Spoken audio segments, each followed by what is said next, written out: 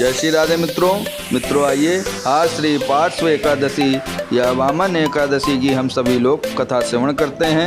यदि आप चैनल पर नए हैं तो वीडियो को लाइक करें, ज़्यादा से ज़्यादा वीडियो को शेयर करें और चैनल को सब्सक्राइब जरूर करें, जिनसे स्तोत्र पूजा कथा आदि के वीडियो आप सबसे पहले देख सकें। आइए श्रवण करते हैं। शांताकारं भुजगशयनं पद्मनाभं सुरेश्वरं विश्वाधारं गगनसदृशं मेघवर्णं चतुर्भुजं लक्ष्मीकान्तं कमलनयनं योगिभिर्दानगम्यहं वन्दे विष्णुभवभयहरं सर्वलोकैकनाथनम्। ओम नमो भगवते वासुदेवाय नमः। पार्श्व एकादशी का महत्व और कथा। युधिष्ठिर जी कहते हैं कि हे भगवान, आपने भाद्रपद कृष्ण पक्ष की अर्थात अजा एकादशी का वर्णन सुनाया था। अब आप कृपा करके मुझे भाद्रपद शुक्ल पक्ष की एकादशी का क्या नाम है तथा इसकी क्या विधि है तथा इसका महत्व आप समझाइए। श्री भगवान श्री कृष्ण ने कहते हैं कि ये पुण्य और स्वर्ग और मोक्ष को देने वाली तथा सब पापों का नाश करने वाली उत्तम वामन एकादशी का महत्व मैं तुमसे कहता हूँ। ध्यानपूर्वक तुम श्रवण करना। ये भाद्रपद शुक्ल पक्ष की एकादशी को पद्मा एकादशी या परिवर्तिनी एकादशी और जयंती एकादशी तथा वामन एकादशी के नाम से भी प्रचलित होती है। इस दिन यज्ञ करने से वाजपेय यज्ञ का फल प्राप्त होता है। पापियों के नाश करने के लिए इससे बढ़कर कोई उपाय नहीं होता। जो मनुष्य परिवर्तनी एकादशी के दिन मेरे वामन रूप की पूजा करता है उससे तीनों लोग पूज्य होते हैं। अतः मोक्ष की इच्छा करने वाले मनुष्य को इस व्रत को अवश्य करना चाहिए। जो कमल नयन भगवान का कमल से पूजन अर्चना करता है वे अवश्य भगवान के समीप पहुंच जाते हैं। जिसने भाद्रपद शुक्ल पक्ष एकादशी को व्रत और पूजन किया उसने ब्रह्म विष्णु शिव सहित तीनों लोगों का पूजन किया। अतः हरिवासर अर्थात एकादशी का व्रत अवश्य करना चाहिए। इस दिन भगवान करवट लेते हैं, इसलिए इसको परिवर्तिनी एकादशी या पार्श्व एकादशी भी कहते हैं। भगवान के वचन सुन युधिष्ठिर जी कहते हैं कि हे भगवान, मुझे अति संदेह हो रहा है कि आप किस प्रकार सोते हैं और करवट लेते हैं तथा किस तरह राजा बलि को बांधा और वामन रूप रखकर क्या क्या आपने लीलाएं की। चतुर्मास के व्रत की क्या विधि है तथा आपके शयन करने पर मनुष्य का क्या कर्तव्य है, सो आप मुझे विस्तार पूर्वक कहिए। युधिष्ठिर जी के पूछने पर श्री कृष्ण जी कहते हैं कि हे राजन, आप सब पापों को नष्ट करने वाली कथा का श्रवण करते हैं। श्री कृष्ण जी कहते हैं हे युधिष्ठिर, आप श्रवण करिए। सब पापों को नष्ट करने वाली कथा का श्रवण करते हैं। त्रेता युग में बलि नामक का एक दैत्य था। वो मेरा परम भक्त था। विविध प्रकार के वेद सूक्तों से मेरा पूजन अर्चना किया करता था और नित्य ही ब्राह्मणों का पूजन तथा यज्ञ के आयोजन करता था।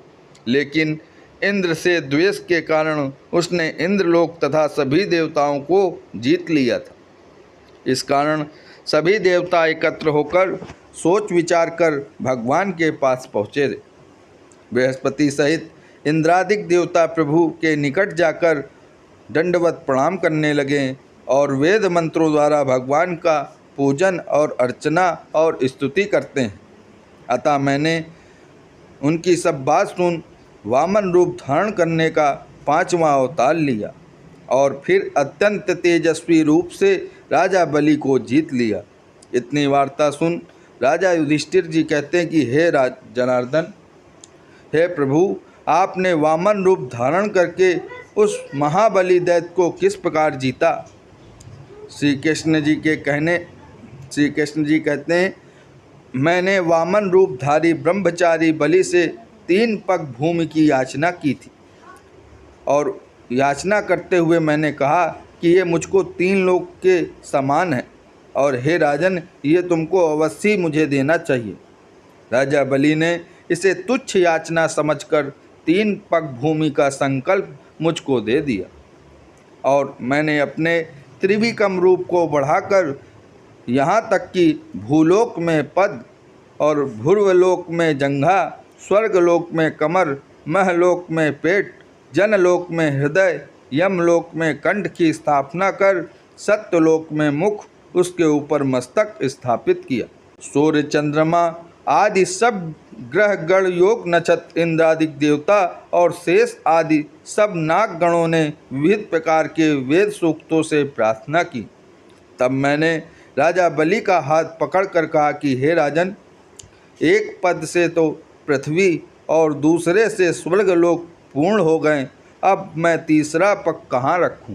तब बलि ने बहुत सोचते हुए अपना सिर झुका लिया, और मैंने अपना पैर उसके मस्तक पर रख दिया, जिससे वह मेरा भक्त पाताल को चला गया।